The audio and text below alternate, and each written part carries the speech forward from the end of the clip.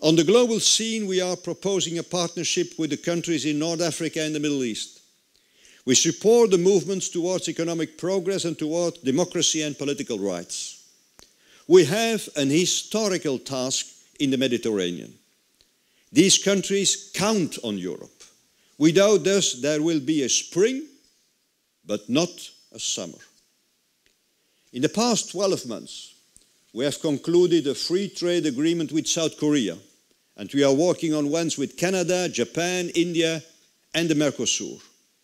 We help Russia to modernize its economy and society, whilst also encouraging it to join the World Trade Organization.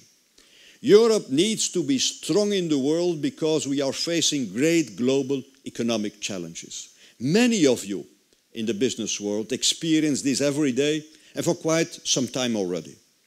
I think the public realization of what this global economic competition means for our economies, for our societies, for our lives, is now also accelerating.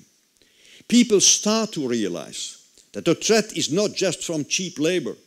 That was true 20 or 10 years ago, but no longer today. If it was only labor costs, we could easily outsmart our Asian competitors. We recognize that business as usual would consign us to a gradual relative decline to the second rank of the new global order. And in this respect, we need to perform better economically. But we also need to act in a more united manner towards the outside world. And that's why I have been working in the European Council since the start of my mandate with the heads of state and government to achieve a more coherent and strategic relation with our global partners. I believe that the field of economic relations, the foreign economic relations, is the most promising factor for Europe to speak with one voice in the world. We can do more and we can do better. But here we need you too. In my view, these external economic relations are one of the fields where the EU institutions and the European business world should work more closely together. As a result of globalization and of the single market, which we launched together 25 years ago, there are more and more EU-wide economic interests. As Europeans, as the European Union, we are world champions in green and energy-efficient technologies. As a union, we have an interest in free trade and the protection of intellectual property. And that's why the summits the Commission President and I regularly have with our main economic partners like the US, China, Japan, India, Russia, are of interest to you as business people. We defend these issues, but we can only do so convincingly if we speak on your behalf. Ladies and gentlemen, in the middle of turmoil related to the difficulties of some countries in the Eurozone, we have to stay focused on the long-term agenda. In difficult periods, some are seduced by feelings of despair and pessimism, instead of determination and hope. It is a mistake. Let me put it differently. To make a dream come true, you have to live the dream. If, on the other hand, one is obsessed by a nightmare, then the nightmare risks becoming true. Europe is not in decline. Neither is the United States, although there is a public discussion on it.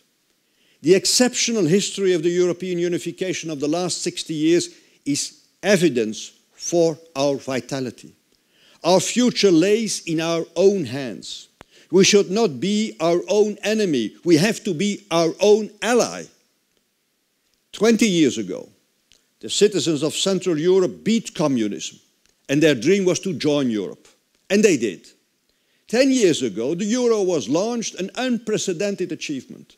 The euro today is a strong currency, a reserve currency, notwithstanding all the problems we have.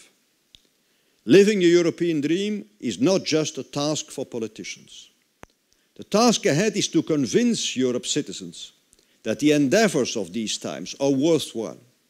And in that sense, I agree that this is the moment for Europe to aspire to a new enticing economic dream.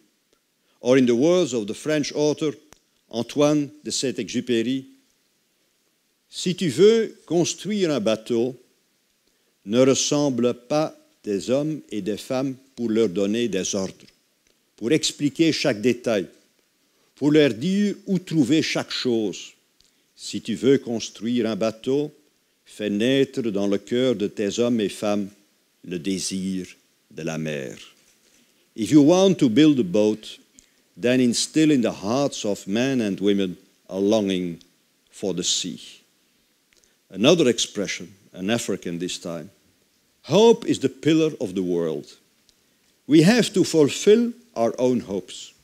But without hope, there is no initiative, no economic initiative, no entrepreneurship. Ladies and gentlemen, let us build on that dream of a better European society. I'm convinced, as things now stand, this dream can and must help to lay the foundations of a strong economy, a strong society, and a strong European Union. Thank you.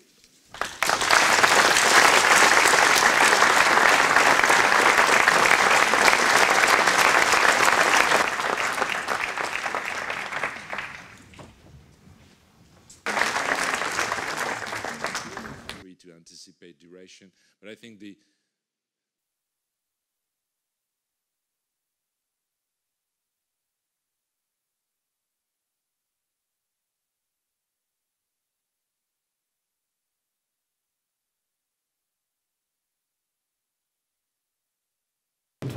Ja. Dus dat is een beetje een klein lamplock.